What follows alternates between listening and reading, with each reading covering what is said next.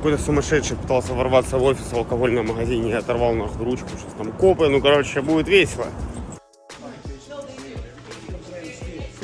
Ну нормально, он разъебал тут все. Когда я приехал, естественно, копы уже его забрали. Он оторвал пружину внутри замка, которая натягивает ручку, откидывает ее назад при открытии. Поэтому разбираем полностью замок и смотрим, что там в середине. Все по классике. Снимаем ручку, снимаем кольцо, выкручиваем цилиндр, снимаем сам замок и снимаем также заднюю крышку, чтобы понять, точно в этом не проблема. Потому что бывает много причин, но в основном я уже уверен на 100%, что это пружина. И я же разучу это видео, я, блядь, знаю, там наймылась пружина.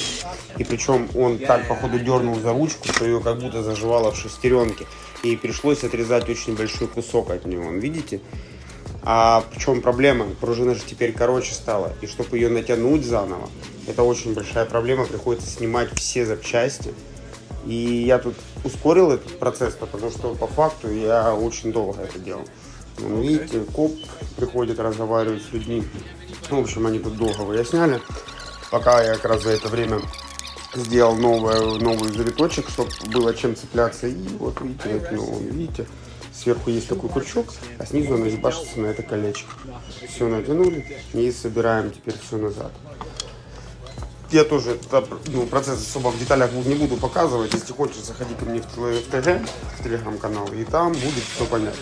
Собираем замок назад, после чего повторяем все движения, какие делали при разборе.